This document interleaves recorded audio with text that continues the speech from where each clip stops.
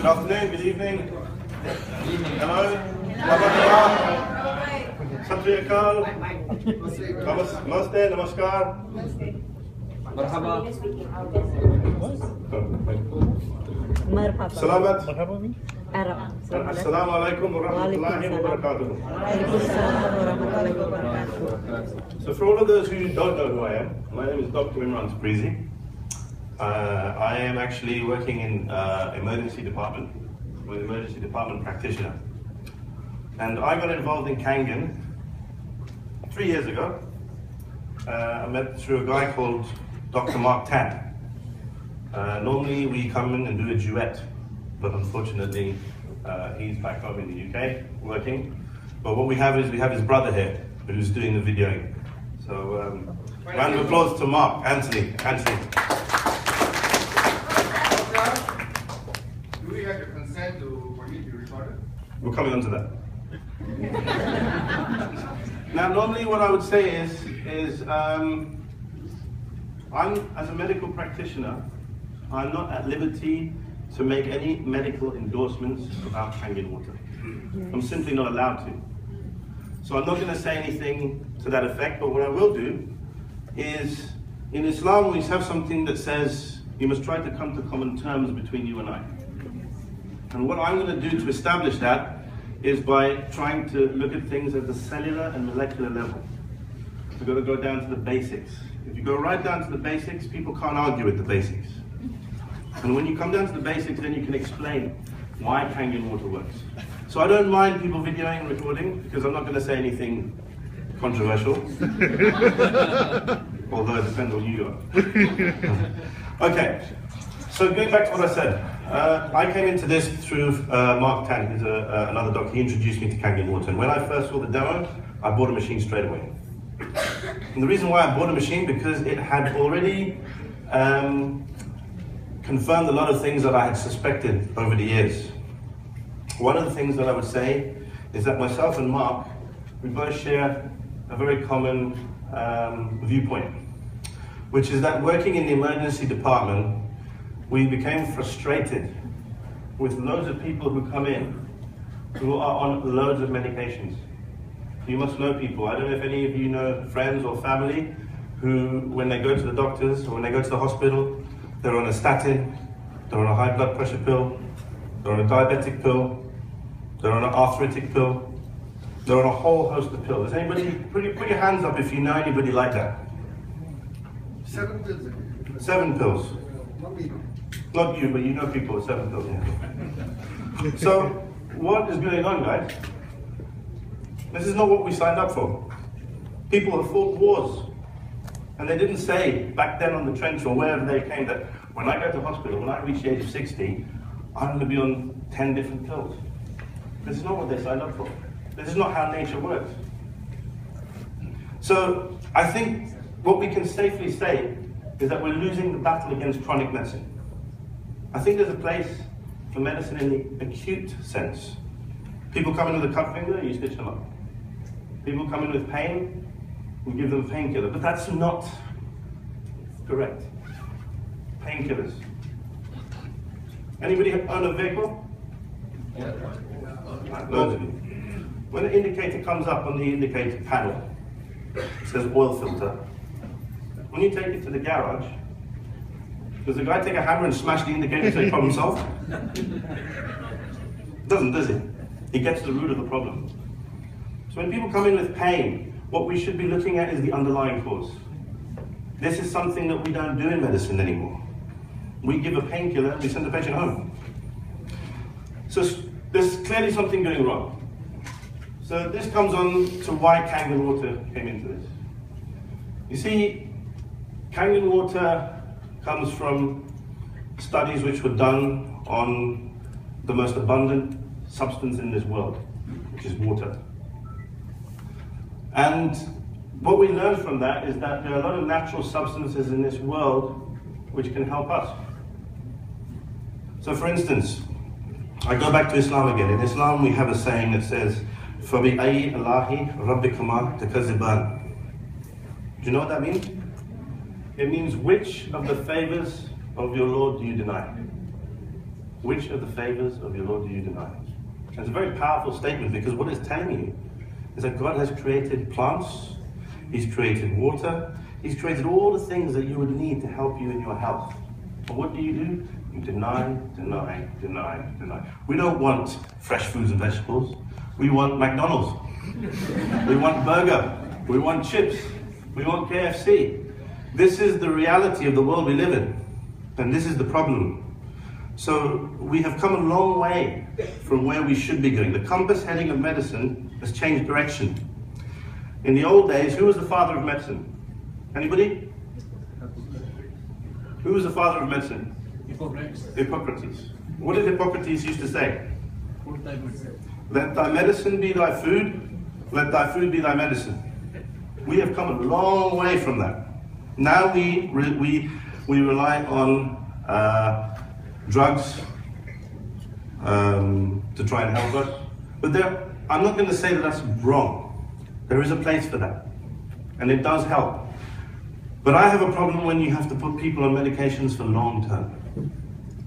Clearly there's something going wrong. That has to change. So for an acute situation, yes. Somebody comes in with very, very raging infection, you give them antibiotics for a while, come off it, and they go back to normal. But they have to change something. So, 2 years ago, I was on this stage, well not this stage particularly, but I was addressing you. And one of the things I said was, can anybody remember what I said? Anyone who remembers me from 2 years ago? Go on, what did I say? 1 year back we met in a We met 1 year back, yeah, but 2 years ago I came here and I said, I would like to apologize on behalf of the medical profession for the people who have suffered as a result of some of the things that we have done.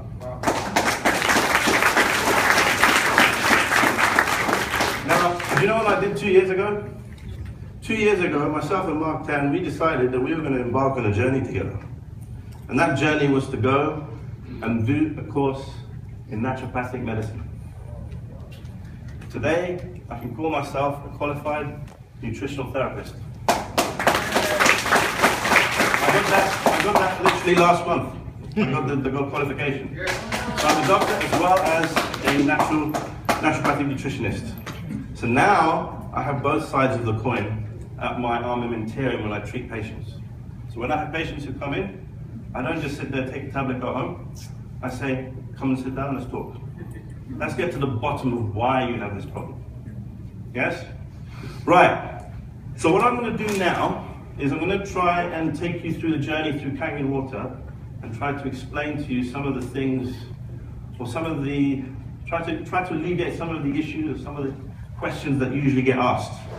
We'll start with number one. A lot of people say to me, why is it that Kangen Water, we haven't got any studies or things like that to support?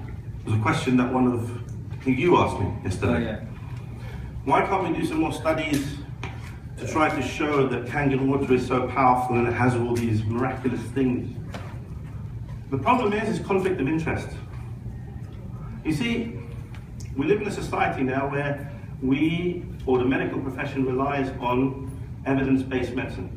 And evidence-based medicine is a very good paradigm. It's very, very important. You need evidence to support why it is that you're going in a particular direction. The problem comes with who's funding that course? Who is actually going to be funding that study? Right. So when you have people who are funding it, there's a conflict of interest. Well, there's a possible conflict of interest. We don't want to mention any names, but it's something that you should be aware of. Yeah. The second thing is, whatever it is that you decide to study should be measurable. Yes? So measurable means, for example, if you have a drug which has been manufactured, there is a formula for that drug. So they take that drug, and now they put it through a test. And they test it on all the people in the room, and they divide the room up and say we have a control, and we have the people who we've tried it on, and we see the differences.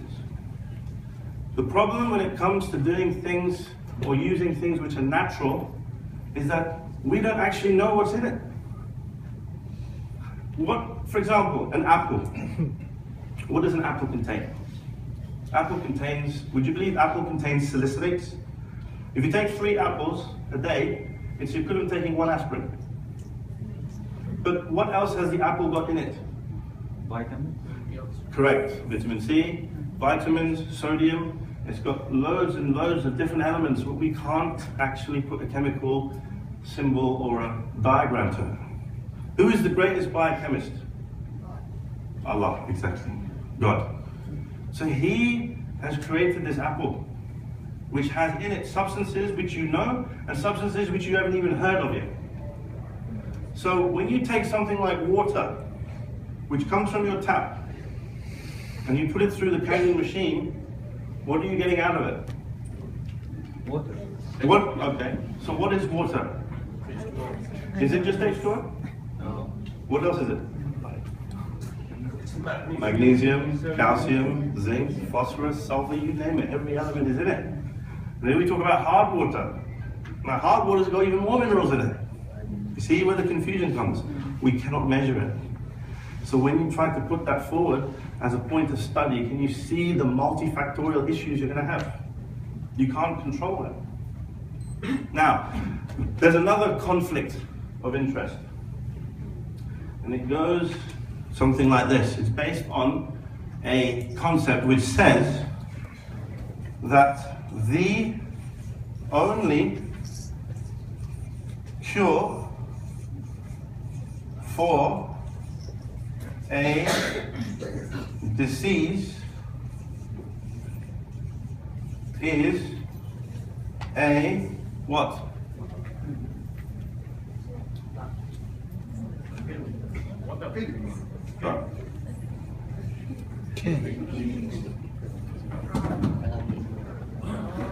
And that was made law. Do you know what the implications of that sentence is? How many implications can you see? The first implication is on the word drug.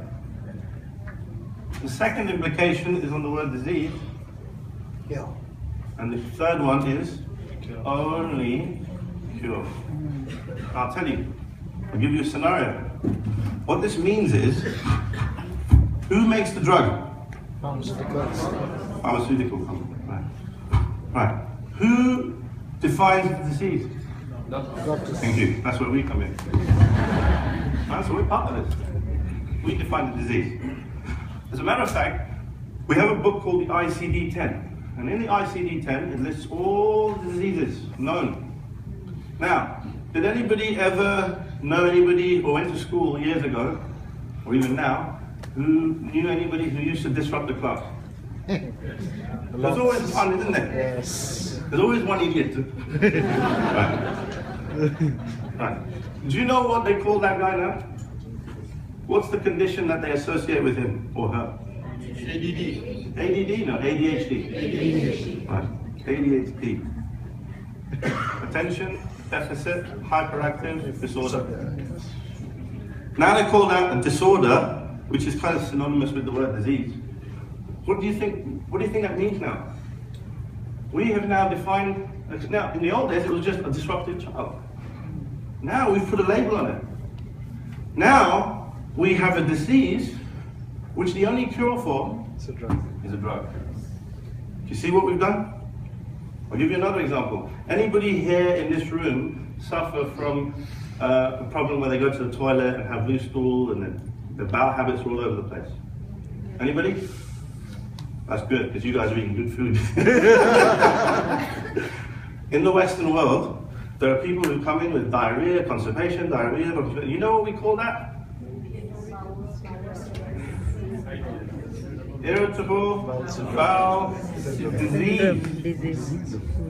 Right, so there are two conditions which have now come into our world in the last century, last decade. These past 2 decades. These two conditions. What this means now is we can now create a drug to target these two things because we now know that we have a cure. Only cure. Do you see how this works now financially? You see the system? This is what we are having. This is what you guys are going to be faced with when you go out there and start promoting Kangen Water. This is the issue. See? So, only cure. So when somebody like Granny Smith decided that she wanted to promote her apples and said, you know what, if you eat these apples, it's going to help you with your heart disease. Do you know what they could do to poor Granny Smith? They could lock her up. You know why? Because she's selling an unlicensed drug. Can you imagine? Granny Smith? What did she do? So this is the society we live in. This is what we've done to our society. We've now come into a situation where these things become absolutely ludicrous. So, where does this come into Kangen, you ask?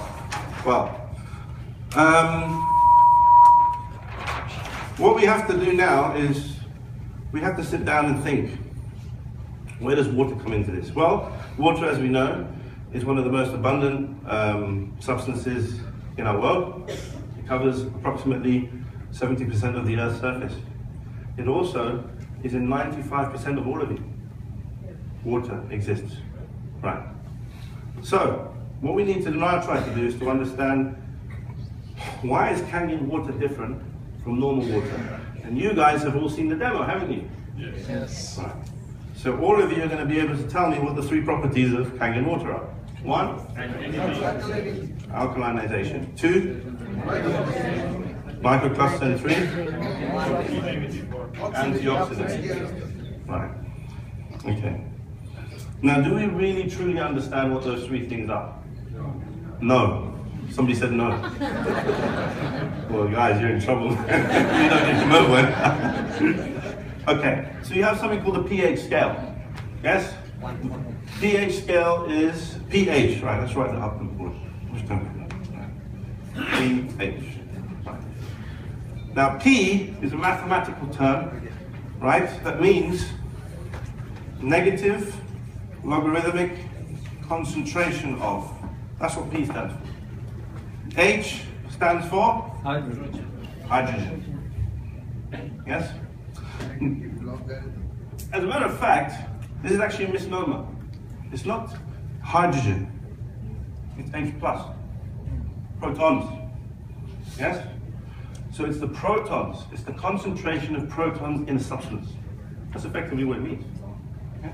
And if there's a lot of it, there's loads and loads and loads and thousands of it, we describe that solution as an acid. Now, because we use the word negative, logarithmic, the pH is going to be high or low? Low. Exactly. So when you have a pH of 1 or 2, that means that this is very high. So alkaline means when the pH is high, say 11.5 to 14, this is low. So do you all understand now why the pH, what it means, the pH? You got an idea now, yeah? So this is what you're measuring in the water. So you have alkaline water and you have acidic water. Right. Now, the next thing we should try to work out is antioxidation. But before we do that, let me just qualify a few things. When you drink this water, where does it go? Stomach. Goes into the stomach. Where else does it go? All of your system. It goes into the cells and everything else. Because we're jumping ahead, because we know about microcluster, yeah? So microcluster is where it actually goes. You did the test with the tea bag, it goes in and it dissolves into all the whole body. As a matter of fact, as soon as those water touch your lips, they get absorbed into the cells. That's why it takes 30 to 60 seconds to reach the head, brain. Yeah? So it's like a sponge. If you imagine a sponge, you add the water here, it goes through the whole system. That water is so powerful, it can penetrate every cell. Because as we know about Dr. Agre, Peter Agre, yes? And the channels, the aquaporin channels, you know all about that. Okay, good. So the water gets through the system very easily. So with that in mind, when you drink this water, it goes straight to the body, it goes through all the cells. What we need to try to understand first of all is the composition of the body. And that comes on to this. How many liters of water in a 70 kilogram male? In liters? 3.5. How many liters? 3.5. So we've got 3.5. Anybody got a higher on that? So you think that we have 3.5 liters of water in a 70 kilogram male, is that right? Any advances on that? 50? How much? 45. 45. Right. It's 45 liters of water in a 70 kilogram well? 45 liters. Right. I think whoever said 3.5 is getting confused with blood. Supposed to drink. Yes? How many liters of we'll come on there. How many liters of blood is there in the body? What, more than 45 liters? No, Or less? it's about 10%. 3.8. 8 pints or 5 liters. Okay? So 5 liters of water is in the blood. Right? 10%. What's my next question going to be? How much must you drink? How much water there is in the blood? No, my next question is going to be is where the hell's the other 40 liters? You got 5 in the blood, where's the rest? In the organs? Right. You have what's known as how many cells are there in the body? Right. There's between 37 and 70 trillion cells in the body. Okay? Now each one of those cells is what a cell is, a compartment. And each of those compartments contain fluid. If you add up all of that, all of the fluid in those cells, you arrive at the figure of 25 liters. Intracellular space. Where's the rest? Green? So you've got 15, which is an extracellular space. That, ladies and gentlemen, is how the water is distributed in the body. Yes? Now we'll come on to how much you drink. You know what you asked? Right. So when you drink this water, that water is going to be evenly distributed throughout those systems. In the blood, intracellularly and extracellularly. That's how the water is getting there. Okay? And we know that it has the microcluster capability. That's why it's getting... So where does the majority of that water go? Intracellular. Intracellular space, exactly. The majority of it is going to go in intracellular space. What does that mean for the cell? Right, we'll come on to that. So, what we will now talk about is, does anybody know what the normal pH of blood is? 7.45. So it's actually a range. It's usually 7.35 to 7.45. That's the normal pH of blood, right? So can you now see, now incidentally, 7.35, is that more positive, sorry, is that more alkaline than neutral or more acidic than neutral? Alkaline. It's more alkaline than neutral. So does this go back to the question now, who in their right mind decided that tap water, which is neutral pH, was the right water to drink? Who in their right mind decided that? United Nations. So straight away, we've already won the argument. Alkaline water is better. Right? When a baby is born in amniotic fluid, when you measure the pH of the amniotic fluid, is it acidic or alkaline? So 7.35 to 7.45 is the normal pH of blood. Now, does anybody know what happens if you go to the extremes? Supposing it's your pH when you measure it is 6.9. What happens? Acidosis. Acidosis. Now for all of those people that don't know what acidosis is, it actually puts the body in a shock. It actually causes the body to start doing some weird stuff. Yeah? The same thing happens at the other extreme. So when you have people coming up to you saying, oh, if I drink alkaline water, it's going to make my blood go strong, oh, I'm going to go into acidosis, it's not going to be the case. Because where is the majority of the water going? Intracellular. Right? And everybody knows that all the cells in our body, they all have specified jobs to do. Body's a wonderful thing. For example, in the stomach, in the lining of the stomach, what is the normal pH of the stomach? Acidic. As low as 2, 3.5. So it's very, very highly acidic. So when you have those kind of situations, and in the saliva of the tongue, does anybody know the pH of the saliva of the tongue is? Alkaline. So straight away, we've identified 2 different areas of the body where the pH is highly different. So it's not a constant. It doesn't need to be a constant. But the blood has to be constant. Why does it have to be constant? Because the blood is traveling around the body. You see? So that doesn't get affected. And as we've already established, only 5 liters. The water doesn't go all the way into the blood. It goes into all this. So can you see now that when you drink pH 9.5 or 11.5, it's not going to alkalinize the blood to the point that it goes. So I hope this will clear up the confusion when you see a dietitian or a doctor alike and they talk about alkalinizing the body. Yeah? Does alkalizing the body mean alkalizing the blood? No? It means alkalizing the cells, of which we have millions of or trillions of. Yeah? So I hope that clears that up. So this is the pH system. This is how it's distributed. And so that's why Kangen Water has the benefits that it does, because this now comes back to a guy called Otto Heinrich Warburg. Yes? And what did Otto Heinrich Warburg say about cells? Cancerous cells. They are acidic, but Oxygen deprived. right, exactly. So what you have to do is you have to try and create an alkaline environment. This is why he insists on trying to alkalinize the body. Because if you alkalinize the body, then you can reduce the risks of cancer. And remember I said reduce the risks. Yes? Now, that brings me on to a testimonial. Sorry guys. Right, that brings me on to a testimonial. Myself and Mark Tan, we had a dilemma. We had a situation where a lady who Mark has seen, she was a 55-year-old lady who was diagnosed with stage 3 lymphoma. And if all of you, any of you don't know what that is, it's basically cancer which has got to a stage where there isn't pretty much any comeback. She's only been given 3 weeks to live. Yeah. So she came to us in December of 2014. And what she said was that she had had 3 cycles of chemotherapy, all had failed. No, actually, wrong. The 3rd chemotherapy was fine. She actually improved. But then after 2 months, the doctors turned around and said to her, I'm very sorry to tell you this, but the cancer cells have come back. And we can only offer you chemotherapy. And the problem is if we offer you the chemotherapy, there's only a 25% chance of survival. She decided she'd had enough. Because if anybody's ever known about chemotherapy, it's a very rigorous process and people can get very, very ill and very, very sick. And she said that's it. And we put my affairs in order, call it a day. A very, very heartfelt text message which she sent.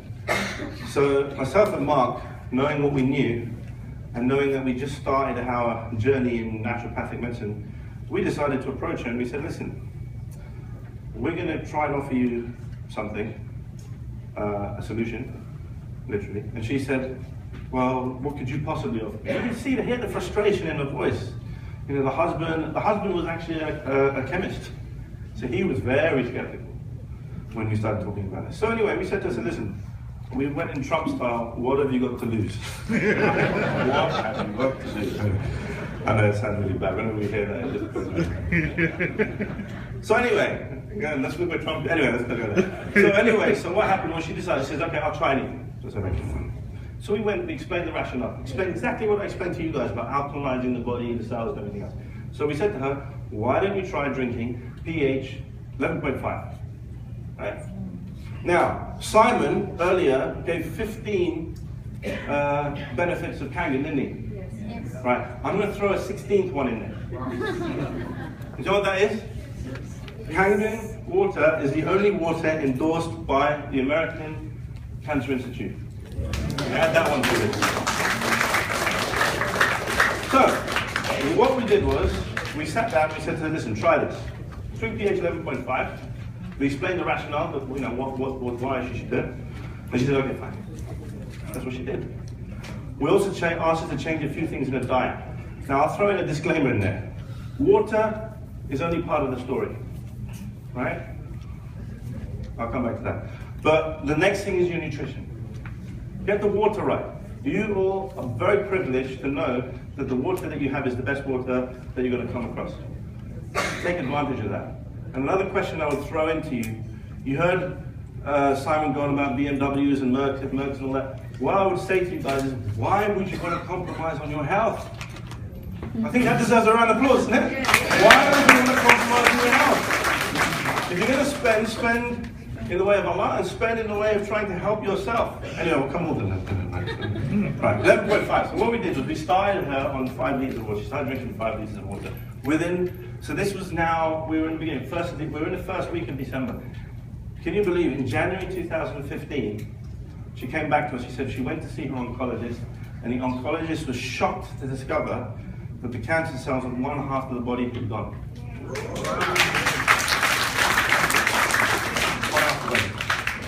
She had a lump in her neck, right? 2 weeks after that, the lump went down. After drinking Kangen Water. The other thing they make you do when you're a cancer patient is they do yoga classes and all these. She never could last more than 20 minutes in the yoga class. And these yoga classes usually go on for an hour. She was able, at the end, to actually be able to last throughout the whole yoga class. Then she started, a week after that, she started doing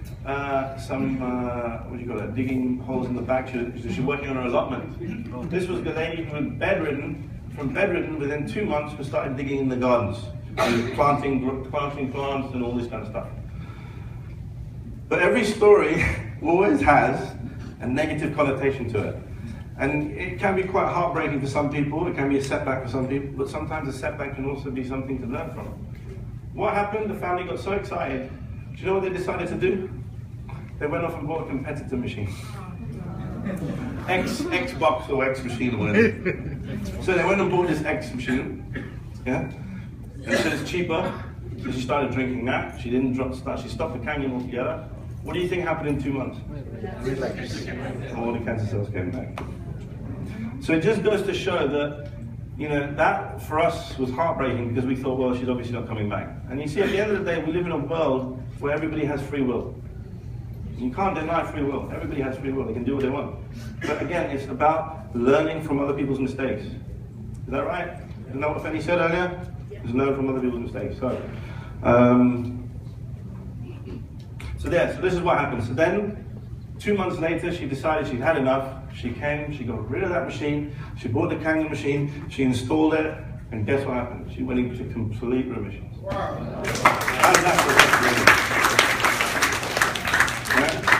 So it just goes to show that, you know, out of every cloud has a silver lining, and she, you know, there's a good tale to tell from that.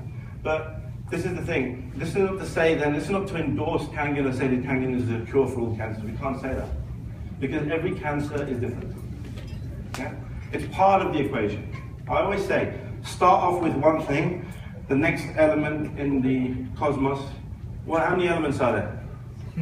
How many elements are there? It always used to be 5, yeah? Air, water, fire, earth, and ether. Water is the first one, the next one is earth. Now you're going to start looking for the right nutrients. Because when you get the right nutrients, then you can build yourself up. That's it. So,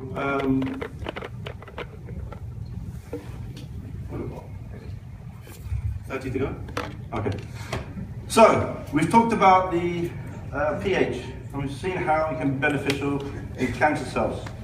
Because we know about Otto Heinrich Warburg's work, we know about what Kangen can do, we know that Kangen water has the capability of producing pH 11.5.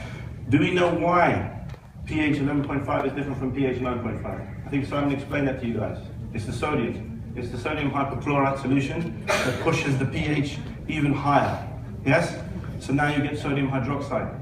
And that sodium hydroxide, ladies and gentlemen, in the pH 11.5 is what allows that water to emulsify fats. Yes? So the emulsification of fats is because of that property. The other thing we know about pH 11.5, it draws pesticides out of the vegetables and fruits. And we've demonstrated that. And from what I've heard, there's a study that shows that that has actually been shown. Yes? Does anybody in this room know, and I haven't heard it all day today, or maybe I missed it, what does Kangen mean? Back to origin. Can you see now how powerful Kangen water is? What does it do to our fruits? It takes the fruits back to origin. How does it do that? Because when Allah created the fruits and vegetables, they were intended to be eaten as they are.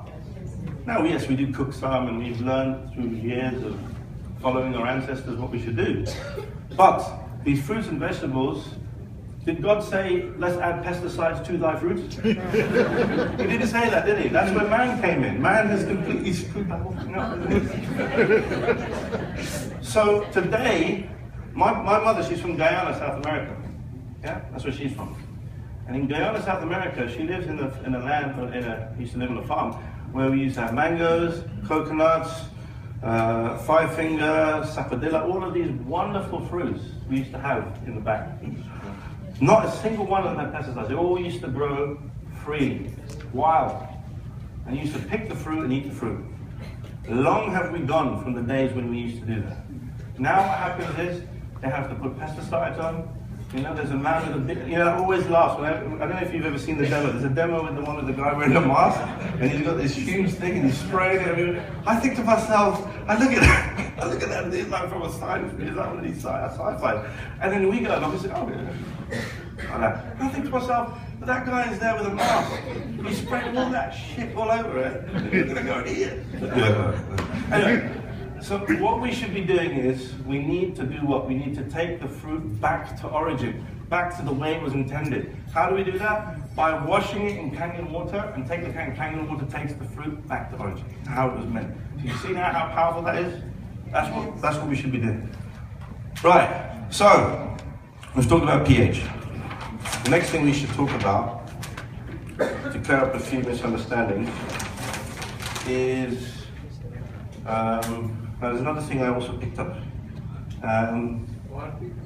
Now, the other thing is the machine has its own cleaning mechanism. Yes. Yes? And it cleans all of the hard water and, yeah? Do you know another thing you can do instead? Well, not instead, but there's another thing you can do. When you put that machine on clean, or when it does its cleaning, what it does, it reverses the polarity, and it actually feeds acidic water down the pipe that you normally have alkaline water in. And that dissolves all of the stuff, all of the hard water. So what you can do sometimes, when you wake up in the morning, if you've got your machine there, you can put it on pH 5.5 and let that run. And that will also clean the plates. If you look after your machine will look after you. Yes? Right. Now there's another fundamental thing that I learned over the last 3-4 years. Can anybody tell me in what form does the most powerful source of energy exist in the universe? Oh, water. He says water. Active hydrogen. Anybody else? Human mind. Simple, human mind. Anybody else? You're right. Amen. It's love, right? Love. That is what the most powerful source of energy exists in the form of love. Yes? And do you know why? Because if you give out love, what has to happen? It has to come back to you. Yes? If you give out love, it has to come back to you. It's not a question of when, it's not even a question of if. But what you must never do is what? You must not expect. And this is what you were saying earlier. Yes? If you give out love, you have to give it from the heart, you have to be sincere, but don't expect anything back. Now the reason why I raised that issue now is because now we're going to talk about active hydrogen. H2O. Now we already established that water is not just H2O, but just for simplification, we'll just say H2O is water, right? Now, when this goes through the Kangen machine, what does it become?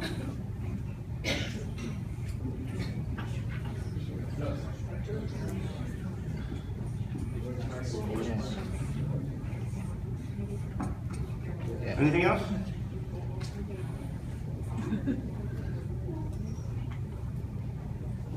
Come on, guys. What's the secret ingredient in the Kangen water? Yeah, sodium. Sodium? Sorry. Come on, yeah. Calcium. What's the secret ingredient? Active hydrogen, H2. Right. This is the secret weapon in Kangen water, H2. Right? Now, what we have up here is a periodic table. Oh, where did that come from? Right. So, we've got the periodic table up here. Now, H2. H plus besides one. Now, how do we get this? Anybody have any ideas how we get this? How does this become this? Right. What we have to first of all do is we have to understand what each of these things are. What is H plus? What is this? It's also called a proton. Now, H is the first element in the periodic table. How many neutrons does a hydrogen have? 1.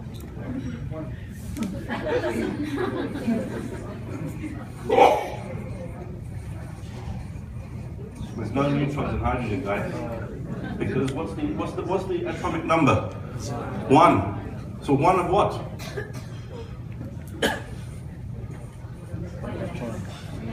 So hydrogen has 1 electron and 1 proton. That's it. Eh? H has 1 electron and 1 proton. It has a charge of 0. Yes? 1 electron to balance 1 proton. Yeah, that's why it has a charge of 0. When it gets a positive charge, the electron disappears and we're left with just a proton. It's very important you understand this, because if you understand this, then you will understand the whole thing, how it works. Yeah? This is what H is. Right. Now, to get from this to this, what has to happen? You have to gain an electron. Right. What is that called? Is that oxidation or reduction? Right. So you guys know about oil rig. Oxidation is loss. Reduction is gain. Oil rig. O-I-L, oil rig. Oxidation is loss. So this has to gain an electron to become this. So that is a reduction. Yes? That's a reduction step. For this to go back to that, that's an oxidation step. Right. Now, what are we talking about? We're talking about antioxidants. Does anybody know what a free radical is? What is a free radical?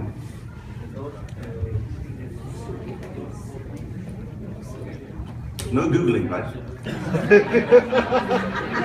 It's an atom, an ion, or a molecule that is very, very powerful. And it can cause massive, massive, massive damage. And you know why it causes damage? Because it's unhappy. Yes? It's unhappy. Tucker, if I was to take some money from you and steal it, how would you feel? Sad. You'd be upset, wouldn't you? And then you would take it from him, and then Surjit would take it from him, and it would cause a massive chain reaction. It's all because of free radical. Me, I was the free radical. I upset you, you upset him, it went round and round. That's how free radicals work. Now, does anybody know who the usual suspects are? We've got the whole list there, guys. Come on, choose which one. Who are the usual suspects? Oxidation. You've got to go to group 7. These guys. Now, these guys here are the ones who are potentials for free radicals, and I'll explain why. So, if we go to group 7, right? Ignore the 9, but you have 7 groups. When you get to this group here, fluoride, it looks like this. Fluoride, we wouldn't talk about neutrons, protons, because I know you guys got the neutron wrong, so we'll talk about electrons. Electrons, it's got 1, 2, 3, 4, 5, 6, 7. Is this guy happy? No. Why not? Short of 1. It's unhappy because its electron is unpaired. This stuff is lethal. Now, I'm going to say this again for the benefit of the people who are not here, because I was criticized for this last year, because whoever that was here last year, somebody criticized me and said I should have said this, and say it again just to piss her off. Fluoride is the most electronegative element in the periodic table. Give a round of applause for that, come on. It's the most electronegative because this one here, I'll tell you why it's electronegative, because it has all these neutrons and protons in here that pulls the cloud very, very tight. Yes? But this thing here is dying to pair up with something. So what this will do is it will ricochet off the inside walls of your vessels and cause damage. I heard the last speaker said something about the water helps with the DNA. It helps to, it helps to repair the DNA. Well, this is one of the things. What these free radicals do is they can damage DNA, yes, through this process. Now, chloride, what changes this to a chloride is when you add another shell and do the same thing again, and this time you have 1 electron here. So chloride is also a potential free radical. So these are your usual suspects. Now, what did I say before about what? What did I say before about the most powerful source of energy in the universe? What we have to do? What should we do? We should give. Right. Now we come on to hydrogen. Hydrogen has this, but active hydrogen likes to share. This is what H2 looks like. Shares these electrons. And it exists in the form of a gas. So when you go and fill up your Kangen pH 9.5, what do you see inside? What are those bubbles, guys? Hydrogen gas. Now that water is going to go inside your body, and that active hydrogen is now going to split apart, yes, into this and this. Sorry about the diagram, can you all see this? Yeah. Now this is going to go and share this and neutralize this. And it's going to neutralize it by sharing an electron with that one, and it's going to neutralize it. This is what I mean about giving. Yes? You go, so if you gave me some money, we wouldn't have this problem in the first place. You're going to start giving, guys. So this is what active hydrogen does. It splits apart and it goes and neutralizes the free radicals, and it keeps the general consensus. Everybody's calm, everybody's loved, everybody's happy. So that's how antioxidants work. This is what active hydrogen is. That's why Kangen Water works. So now you know how it works as an antioxidant. It's going to go there and it's going to donate its electrons and take me, and that's it. It neutralizes free radicals. So that's the antioxidant story. Yeah. We come on to the last one, which is microcluster. Now microcluster is a little bit difficult because you're going to come across some guy who's a scientist, and he's going to listen to you do your teabag test, and you're going to tell him that water can exist in small molecules, and he's going to tell you things. It's not recognized in the scientific world. It's not. And I think the reason for that is because they do not actually appreciate that active hydrogen, H2 on its own, will penetrate the cells. That's what we're coming to the conclusion of. So when you do your teabag test, it does actually penetrate the cells. It does have that capability. And I'll tell you why, because I just heard of an experiment only today, where if you take a bag of just tap water and measure the ORP inside, the ORP will be positive.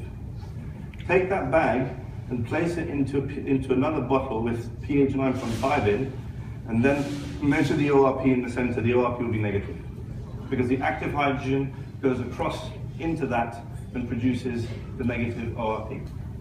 Wow. Now, do we understand what ORP is? What does ORP stand for, guys?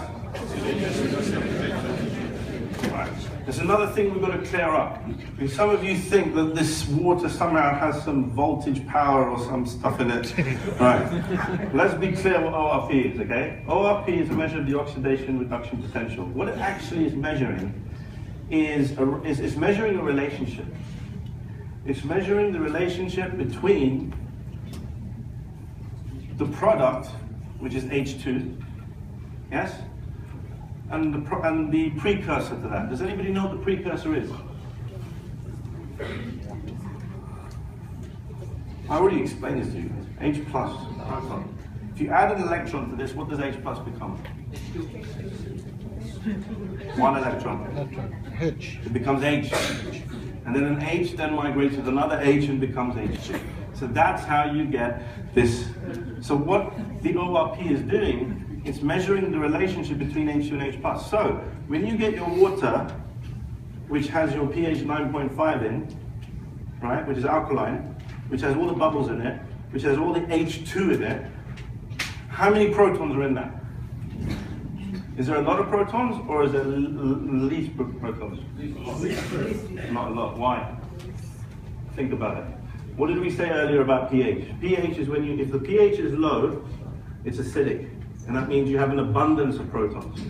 When you have alkaline water, it's alkaline. There's not enough protons in it, it's very least.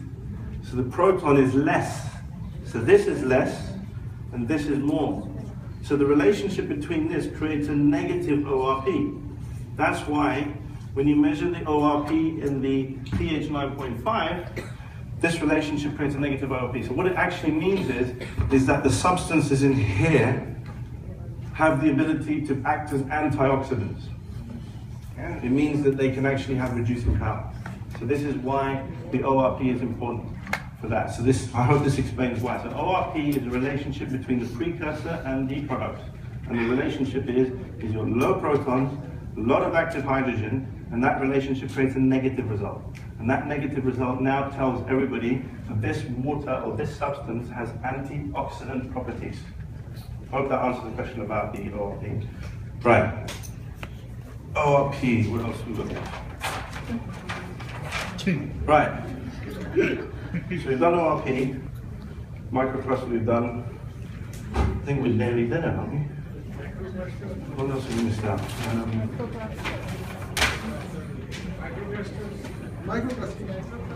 Yeah, microcluster, as I said before.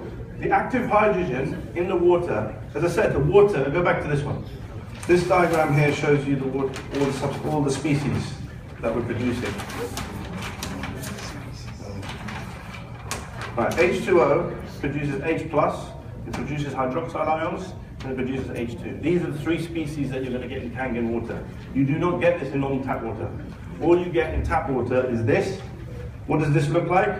It looks like this. That's what this looks like in the water. And then you also have this, H+ and OH-. And then these form hydrogen bonds. That's why the water is a very good conductor of electricity. Yeah? But what you also get is H2. This is the stuff that travels across the membrane, and then when it gets into the next water, it'll also produce more H2 and less protons, and then the ORP will become negative in that.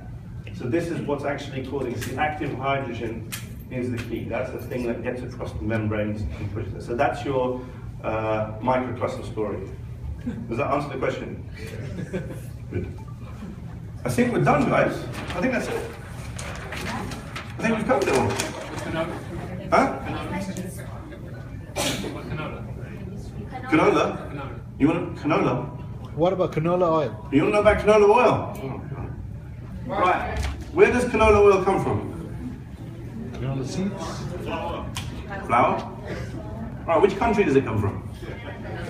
Give you a clue. The clue's in the word. Canada, exactly. Canada.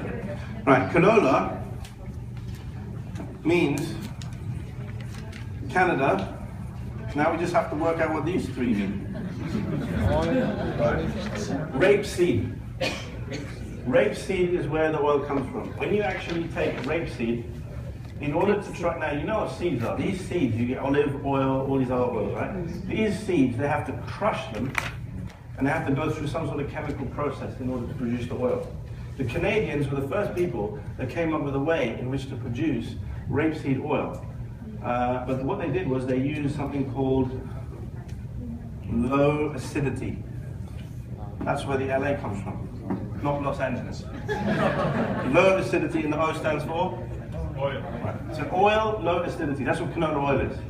The problem with that is that when you have low acidity, when you create that process, it causes so much energy. Those oils are very, very, they have the potential for producing carcinogens. And I'll explain why. Because if anybody knows what the structure of oil looks like, it's basically loads of carbons. Yeah, that's right. Yeah? All these carbon chains. If I put a double bond here and a double bond here, it's still a fat. Yeah? And then you have all these hydrogens coming off at various points. Now, if you heat this up too much, when you have this double bond here, it produces two carbon double bonds, and there is a potential for it to produce two types of species. One species has a hydrogen up and a hydrogen down. This is what's known as a what fat? Trans fat. The other configuration is this. That's called a cis fat. Cis fats are good. Trans fats are lethal.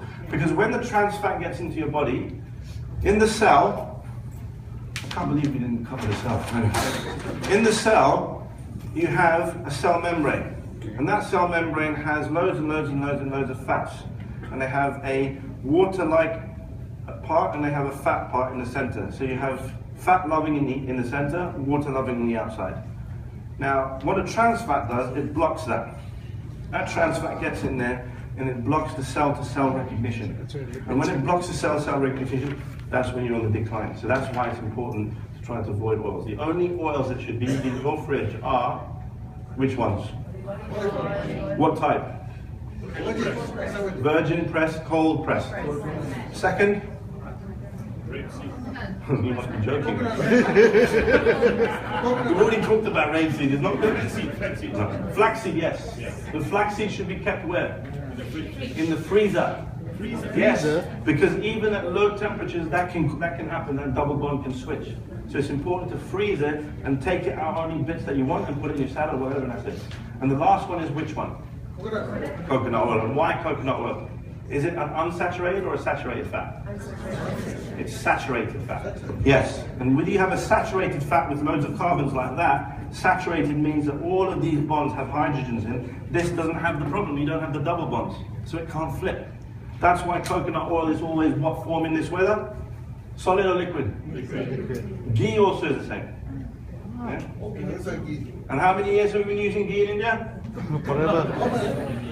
Old is gold, guys. Old is gold. So this is what I'm trying to say to you. So listen to your ancestors. Go back to origin. Kangen means go back to origin. I hope that pretty much wraps everything up. Thank you so much, Dr. Imran.